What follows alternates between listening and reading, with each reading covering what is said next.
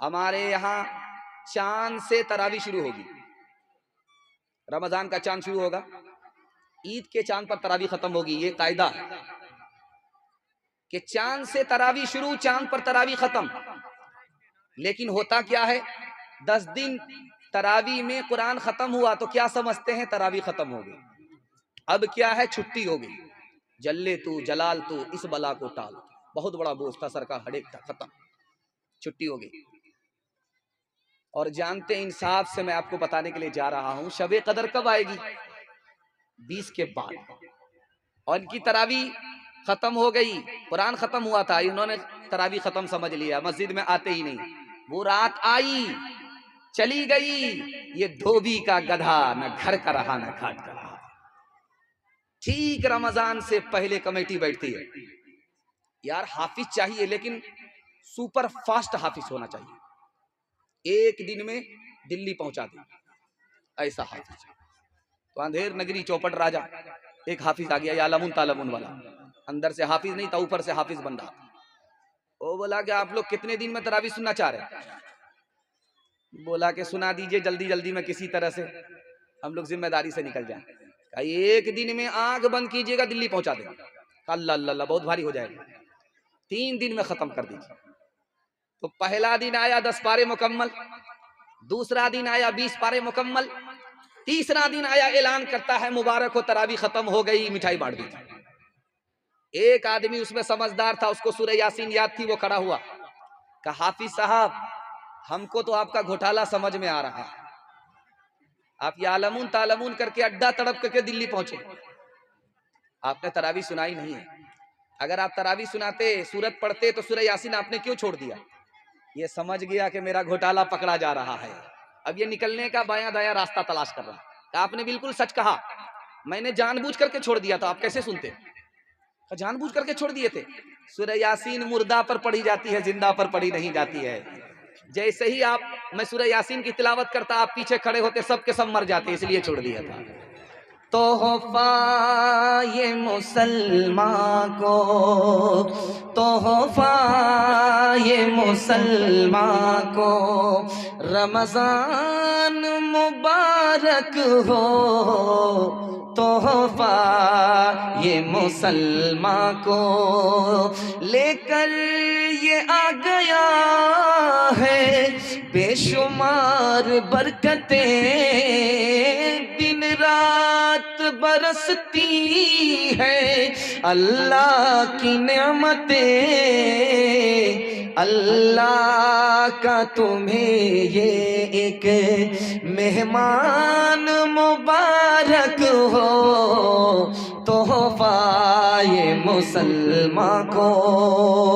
कर लूं मैं ज़ुबार नजरों की हिफाजत, कर लूं मैं इबादत और कुरान की तिलावत, पढ़ते हैं तरावी हम, पढ़ते हैं तरावी हम, पढ़ते हैं तरावी हम, कुरान मुबारक हो, तोहफा ये मुसलमान को। इंशाअल्लाह चांद से तरावी शुरू करेंगे, चांद पर तरावी खत्म करेंगे। हाथ उठाइए इंशाअल्लाह। 20 दिन में जरूरी मजबूरी में छुट्टी करके बैठ जाएंगे, हाथ उठाइए इंशाअल्लाह। है नौजवानों के हवाले से पैगाम आ रहा है। उसके बाद बेटा नाफरमान हो गया, बाप का कसूर था, इसके हवाले से पैगाम आएगा। उसके बाद सीधे माँ बहन तक मैं पहुंचूंगा। आप लोग मुकम्मल सुनेंगे, सुनने के लिए तैयार है? दोनों हाथ उठा दीजिए इंशाअल्लाह। बहन से ज्यादा साली पर मेहरबान होंगे, हाथ उठाइए इंशाअल्लाह। खैर ध्यान से सुनिएगा, जवानों के हवाले से आ रहा। हमारा जवान कहाँ है, कहाँ पहुंच गया है, खून के आंसू आप रोने पर मजबूर हो जाएंगे, आपके पैर के नीचे से जमीन निकल जाएगी। हमारा जवान कहाँ है? 1956 में फ्रांस ने एक रिपोर्ट जारी किया और कहा कि 1 साल में 15,000 जवान दारू पीने की वजह से मर जाते। अब गौर कीजिए, दारू पीने की वजह से इंतकाल किया, ठिकाना कहां होगा? दूसरी बात, 1977 में अमेरिका ने रिपोर्ट जारी किया कि मेरे मुल्क में 3,87,00,000 लोग बीमार पड़े, उसमें सबसे ज्यादा बीमार दारू पीने की वजह से जवान थे। दारू की वजह से आदमी बीमार हो जाता है, दारू की वजह से बीमार होकर के आदमी मर जाता है। और एक लाइन में आपको शराब की बुराई आपकी आंखों के सामने रखने के लिए जा रहा हूं, सिर्फ पट्टी हटाऊंगा। आप अक्लमंद आदमी हैं, समझदार आदमी, इंशाल्लाह आज के बाद ठोकर नहीं खाएंगे। मरने का वक्त है, मुंह पर कलमा नहीं आ रहा, जबान पर कलमा नहीं आ रहा। उस्ताद आगे का बेटा क्या गुनाह किया है याद करो। का हुजूर कोई गुनाह याद नहीं आ रहा है। एक गुनाह था, साल में एक बार डॉक्टर के कहने की वजह से दारू पी लेता था। अगर दारू नहीं पियोगे इलाज नहीं होगा। उसी की नहूसत है कि लाख कोशिश कर रहा हूं, मरने का वक्त है, जबान पर कलमा जारी नहीं हो रहा। और दूसरी हालत दिखाने के लिए जा रहा हूं, जवान हमारा कहां है। 1967 में स्वीडन दुनिया का सबसे खुशहाल मुल्क है। अगर वहां 20 साल भी बैठ करके कोई खाए तो भी पैसा खत्म नहीं होगा। दुनिया का सबसे मालदार मुल्क। और उसमें होता क्या है, उस मुल्क में सबसे ज्यादा खुदकुशी जवान करते हैं। अमेरिका दुनिया का सबसे ज्यादा खुशहाल मुल्क है। हर 2 मिनट में 2 जवान खुदकुशी करते हैं। हर घंटे में एक की खुदकुशी मुकम्मल हो जाती है, एक को बचा लिया जाता है। ये खुदकुशी हो क्यों रही है? जुआ खेलने की वजह से, और लड़की हारने की वजह से, मोहब्बत हारने की वजह से, इश्क और मोहब्बत हारने की वजह से। एक जवान का रिकॉर्ड था, 19 घंटा जुआ खेलता रहा, 19 घंटा, 75 लाख रुपए हार गया। अब उसकी आंख के सामने अंधेरा आ गया, पैर उठ ही नहीं रहा। मारे सोख के रिवाल्वर निकाली, सर पर गोली ठोक ली, न इधर का रहा न उधर का रहा। मैं हाथ जोड़ करके अपने जवानों से कहता हूं कि अगर तरक्की करना है तो 1 साल जुआ छोड़ करके दिखाइए, 10 साल के बराबर तरक्की। तीसरी बात बताने के लिए जा रहा हूं, बहुत ध्यान से सुनिएगा। 2018 की रिपोर्ट है हिंदुस्तान की कि 21% बच्चे नेट मोबाइल चलाते हैं। दादा को चलाने के लिए आता ही नहीं, पोता 1 नंबर का मास्टर है, बाप ड्राइवर, बेटा खलासी, गाड़ी का नंबर 786। 21% बच्चे नेट मोबाइल चलाते हैं। पढ़ते कितना है, मोबाइल कितना देखते हैं, आपको रोना पड़ जाएगा। फी हफ्ता 16 घंटा स्कूल मदरसे में तालीम हासिल करते हैं, और मोबाइल कितना चलाते हैं, 22 घंटे। मेडिकल साइंस रिपोर्ट कह रही है जो बच्चे 1 घंटे से ज्यादा नेट मोबाइल चलाते हैं उनका दिमाग अलग कमजोर होता है और दिल की अलग उसको बीमारी लगती है। बताइए, बच्चे को अगर आपने मोबाइल से नहीं बचाया तो आपका मुस्तकबिल भी तबाह हो जाएगा। एक बात सुनिए गौर से, 1996 में मोहम्मद यूनुस नाम का आदमी अपनी बेटी ही की आबरू लूट लिया, अपनी बेटी ही से जिना कर लिया। तो उसकी बीवी आई इंटरव्यू देने के लिए, उससे पूछा कि तुम्हारा शौहर तुम्हारी सगी बेटी की आबरू लूट लिया, अपनी बेटी की आबरू लूट लिया, कैसे? का फिल्म देखता था, गंदी फिल्म देखता था, सर पर शैतान सवार हुआ, अपनी बेटी ही के आबरू पर हाथ डाल। तीसरा नमूना दिखाने के लिए जा रहा हूं, हमारा जवान क्यों बर्बाद है। इल्म में पीछे, हुनर में पीछे।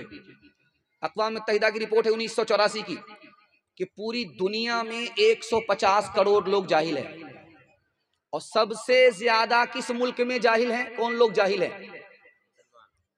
तो सबसे ज्यादा हिंदुस्तान में लोग जाहिल हैं।